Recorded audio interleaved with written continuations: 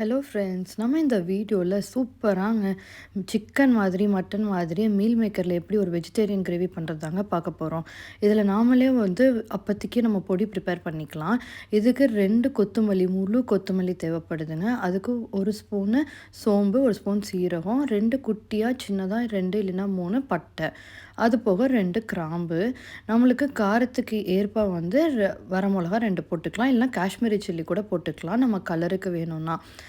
இது பார்த்திங்கன்னா, இந்த வரமிளகா நம்மளுக்கு எப்பவுமே காரம் அதிகமாக இருக்கும். காஷ்மீரி ரெட் சில்லி கொஞ்சம் காரம் கம்மியாக தான் இருக்கும். இதில் ஒன்று ஆட் பண்ணிவிட்டா நம்மளுக்கு கலர் நல்லா வருங்க. இதில் கொஞ்சம் நல்லா பொறுமையாக சிம்மில் வச்சுட்டு ஃப்ரை பண்ணோம். சில சமயத்தில் தனித்தனியாக கூட ஃப்ரை பண்ணி எடுக்கலாம். ஆனால் தனித்தனியாக ஃப்ரை பண்ணி எடுத்தோன்னா கொஞ்சம் டைம் ஆகுங்கிறதுனால நான் ஒரே டைமில் போட்டுட்டு எல்லாத்தையும் ஃப்ரை பண்ணிட்டேன். இதை ஒரு தனி பிளேட்டில் தாங்க போட்டு ஆற வைக்கணும்.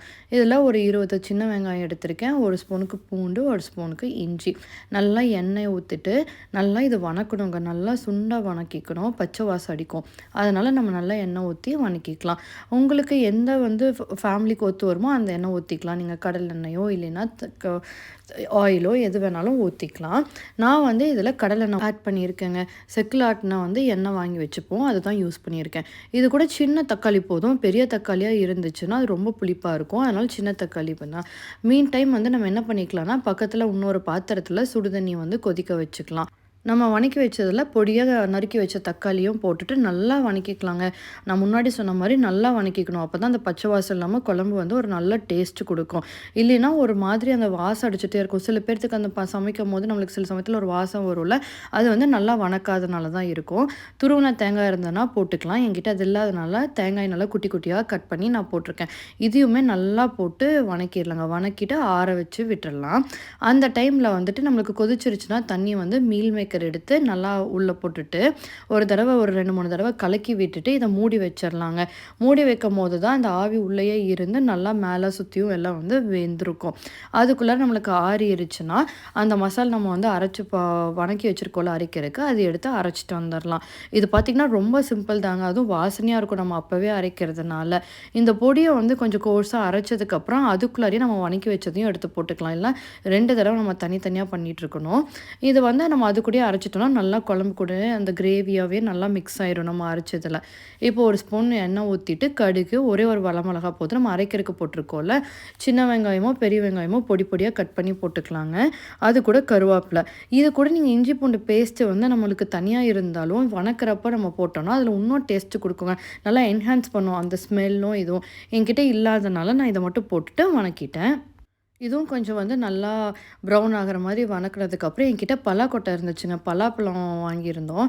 அதில் சாப்பிட்ட கொட்டை இருந்துச்சு. அது தனியாக ஒரு 5-6 இருக்கும்போது தனி டிஷ் பண்ண முடியாதுல்ல, அதனால் இதுக்குள்ளாரியே போட்டாச்சுங்க. ரொம்ப டேஸ்ட்டாகவும் இருந்துச்சு. அந்த மீல் மேக்கர் நம்ம பாயில் பண்ண வச்சுருந்துருக்கோம்ல, அதை நல்லா தண்ணியை புழிஞ்சு வச்சுக்கணும். நம்ம தண்ணியை இறுக்கி புளியாமல் போட்டோன்னா அதில் டேஸ்ட்டே இருக்காதுங்க. அது சில சமயத்தில் பண்ணுற தப்பு. நிறையா தடவை நான் தப்பு பண்ணியிருக்கேன். ஏன் இந்த மாதிரி டேஸ்ட்டே வரல, ஒரு மாதிரி தண்ணியாகவே இருக்குது, மசாலா உள்ளே இறங்க மாட்டேங்குது பார்த்தா நான் தண்ணியோடு எடுத்து போட்டிருப்பேன். அதனால் தண்ணியை நல்லா புழிஞ்சிட்டு நல்லா கெட்டியாக புழிஞ்சிட்டு அதுக்கப்புறமா ஒரு 2-3 தடவை போட்டுட்டு ஃப்ரை பண்ணிடலாம். ஃப்ரை பண்ணதுக்கப்புறம் நம்ம அரைச்சி வச்சுருக்கோம் பார்த்திங்கள்ல, அந்த மசாலும் சரி அந்த சின்ன வெங்காயம் இருக்குல்ல, அது எல்லாத்தையுமே போட்டுட்டு அரைச்சதை எடுத்து ஊற்றியாச்சு. அப்புறம் நான் ஹிமாலயாஸ் பிங்க் சால்ட் தாங்க யூஸ் பண்ணுறேன். அதனால் அதையும் ஆட் பண்ணிவிட்டு வேணுங்கிற அளவுக்கு மஞ்சத்தூள் போட்டாச்சு. போட்டுட்டு நல்லா கலக்கி விட்டுட்டு நம்மளுக்கு வேணுங்கிற அளவுக்கு தண்ணி ஊற்றிக்கலாம். நம்மளுக்கு எந்த அளவுக்கு கன்சிஸ்டன்சி வேணுமோ அந்த அளவுக்கு தண்ணி ஊற்றிக்கலாம். எப்போவுமே நிறைய தண்ணி ஊற்றிட்டு அதை சுண்ட வச்சுட்டோனாலுமே நம்மளுக்கு சம்டைம்ஸ் கிரேவி நம்ம பிளேட்டில் ஊற்றும் போது தனியாக போகிற மாதிரி இருக்கும், இது தனியாக இருக்க மாதிரி இருக்கும். அப்போ டேஸ்ட்டே இருக்காது.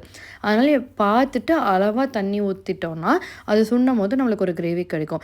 இது லாஸ்ட் அங்கே உங்களுக்கே தெரியும். நாங்கள் பாருங்கள் எவ்வளோ கம்மியாக தான் நான் யூஸ் பண்ணியிருக்கேன். அந்த மசால் பொடி இருக்குல்ல, அது வேணும்னா கொஞ்சம் எடுத்து வச்சுட்டு பண்ணிட்டு கடைசியில் போட்டுக்கலாம். இல்லைன்னா நம்ம வீட்டில் இருக்கிற சிக்கன் மசாலா, மட்டன் மசாலா, கரம் மசாலா எந்த மசாலா வேணாலும் இருக்கட்டும், அது லைட்டாக மேலே தூவி விட்டோன்னா அதுக்கு ஒரு நல்லா ஒரு டேஸ்ட்டு கொடுக்குங்க. அப்புறம் பொடியாக கட் பண்ணி வச்சுருந்த கொத்தமல்லி தலையை நல்லா மேலே கொஞ்சம் பாதியாக பிரிச்சுக்கலாம். உள்ளே போட்டுட்டு அது கொஞ்சம் நேரம் கொதிக்க வச்சுட்டு மறுபடியும் நம்ம சாப்பிடும் போது பச்சையும் கொஞ்சம் போட்டுக்கலாம். அது நல்லா எசன்ஸாக நல்லா டேஸ்ட்டாக இருக்கும். இப்போ பாருங்கள், இவ்வளோ தாங்க சிம்பிளாக எவ்வளோ சூப்பராக இருக்குது பார்த்தீங்களா? பார்க்குறக்கே சாப்பிட்றதுக்கு இட்லி, தோசை சாப்பாட்டுக்கு எல்லாத்துக்குமே சூப்பராக இருக்கும்.